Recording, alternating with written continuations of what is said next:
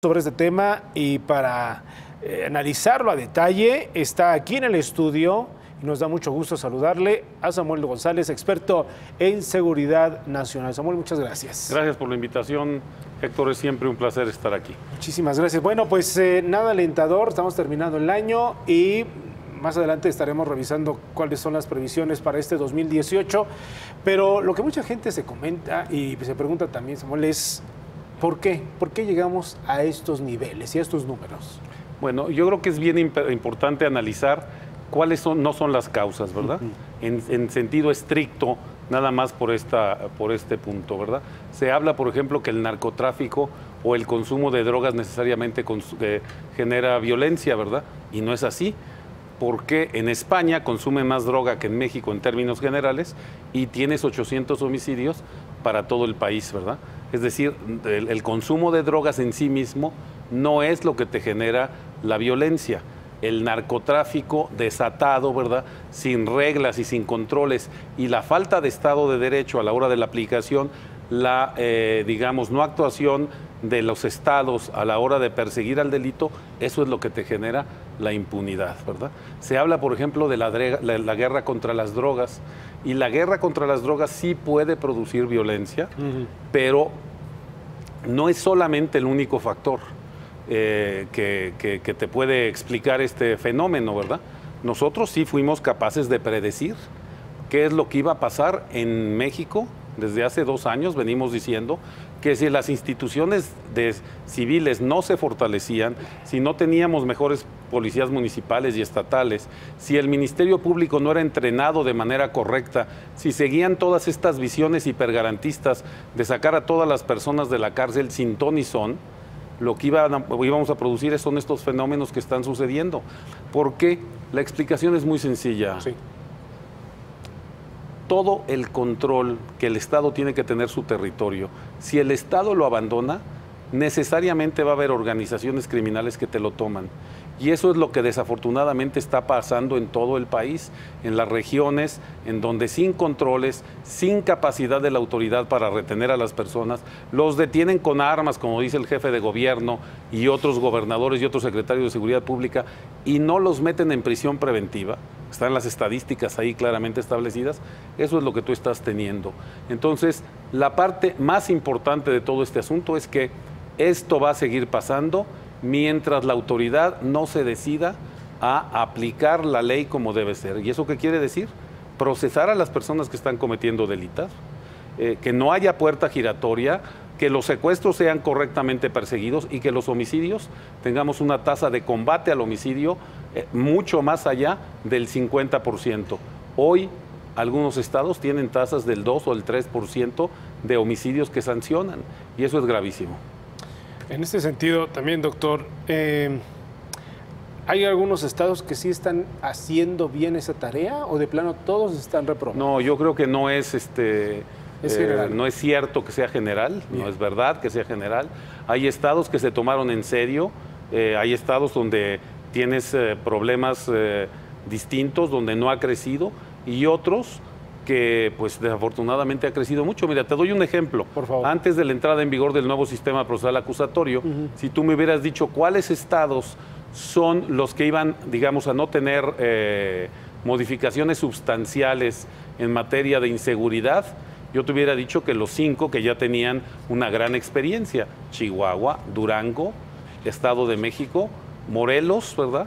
Y probablemente Zacatecas o Nuevo León, que lo tenían instalado desde hace tiempo, ¿verdad? Pasado el año en donde entró completamente el nuevo sistema procesal acusatorio, cada uno de esos estados se comporta distinto, ¿verdad? Ejemplo, el Estado de México se mantiene, no se ha incrementado notablemente el delito y los homicidios, está estable, ¿verdad? Claro, sí. Tienes una población de muchos millones, ¿verdad? De casi 15 millones de habitantes, y por eso tienes muchos homicidios, pero en tasa no está tan alto.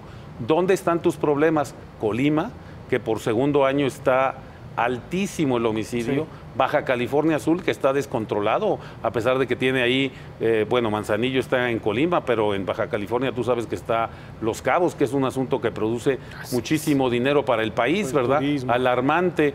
toda esta parte de la industria. Guerrero, que tienes estos problemas históricos. Entonces, no es verdad. La Ciudad de México, doctor.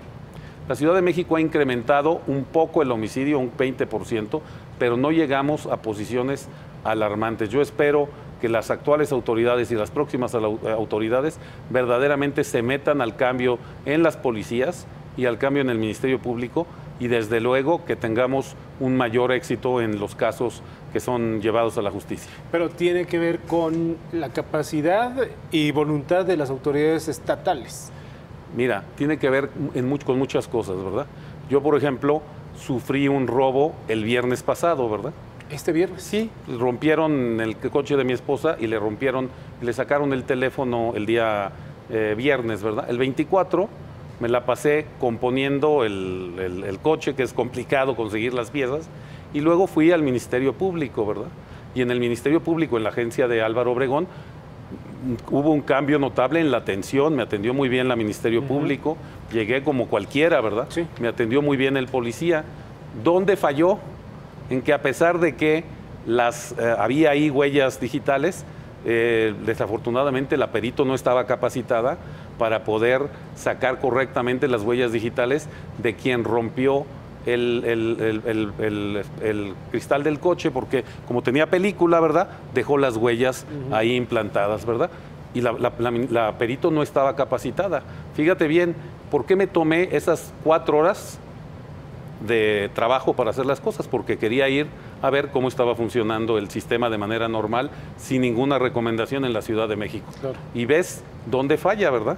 Un perito que no tiene capacitación correcta para sacar las huellas digitales, porque si las hubiera sacado, te garantizo, me dice que se veían un poco borrosas, ¿verdad? Sí. Cuando había muchísimas huellas digitales en el cristal que la persona rompió. Si las hubiera sacado de manera correcta, seguramente hubiéramos probado la tesis del señor jefe de gobierno de la Ciudad de México, que te dice que son las personas que están saliendo de los reclusorios, ¿verdad? Así es. No solamente fue mi coche, esa noche 4 coches más le rompieron los cristales. 4 más. Y es, digamos, si me lo permites, un asunto pequeño, ¿verdad? Simplemente te robaron un celular y te dañaron tu coche.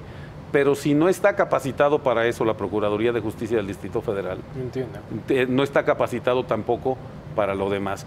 Y ese es el gran problema. Ahí están los retos de los fiscales, están los retos de los procuradores y de los servicios periciales.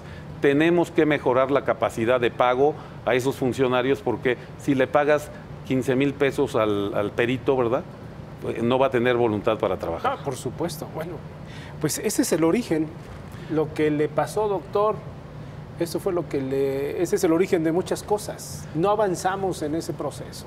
Y hay criterios hipergarantistas, ¿verdad? Por ejemplo, me explicaba el policía de ahí, ¿verdad?, que ahora no pueden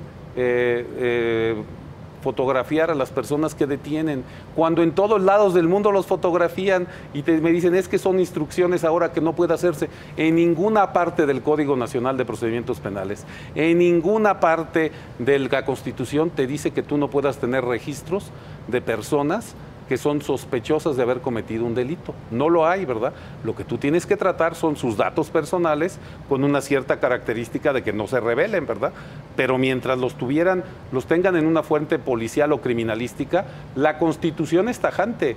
Permite bancos de datos criminalísticos y de personal, nada más que estos criterios hipergarantistas están impidiendo, desafortunadamente, no solo en el Poder Judicial, sino en las interpretaciones que podamos tener seguridad y justicia tú y yo. Samuel, muchísimas gracias por estar con nosotros. Como siempre, esperemos que el año próximo finalmente se mejoren las cosas. Ojalá. Y estemos hablando de una mejor justicia y seguridad. Ojalá, porque además tenemos un reto importante, que es un año electoral. ¿Quieres que te diga mi pronóstico? Por favor. Mira, Héctor, yo ya lo he dicho públicamente, lo dije en el Senado la semana antepasada y te lo repito aquí, ¿verdad? No va a haber ningún candidato de la República que te pueda hacer un plan de trabajo en materia de seguridad y justicia distinto del que ya tenemos. ¿Sabes por qué? Porque la ley ya lo dice todo. Ya está todo en la ley y en la Constitución. los detalles o cambios mínimos, ¿verdad? No se requieren reformas, se requieren que actúen. Que se Señores cumpla. candidatos, no van a poder decir otra cosa porque ya todo está en la ley, ni la propuesta de Andrés Manuel López Obrador y Morena, ¿verdad? Ni la propuesta del señor Meade, ni la propuesta del señor Anaya, no pueden variar porque ya está todo, ya sabemos Exacto. qué es lo que está fallando y lo que está fallando es lo que te estoy diciendo Así es. que está fallando, ¿verdad? Y entonces hay que modificarlo. Que se cumpla y que se trabaje en el cumplimiento de esa ley. Así es, ni más ni menos. Ni más ni menos. Nada más. Doctor, muchas gracias. Lamento Gracias. mucho por lo que pasaste No, tú. hombre, pues y es tu una esposa. tontería, ¿verdad? Pero yo me tomé el asunto de la denuncia como todos se la tienen que tomar, Por aunque supuesto. me tomó 4 horas. Muchas gracias. Gracias. Gracias por estar con nosotros.